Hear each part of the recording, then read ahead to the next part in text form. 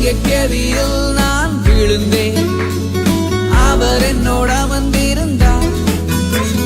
சுட்டெரிக்கும் அக்கினியில் நடந்தேன், பனி துளியாய் என்னை நனைத்தார். சிங்கக்கேவியோ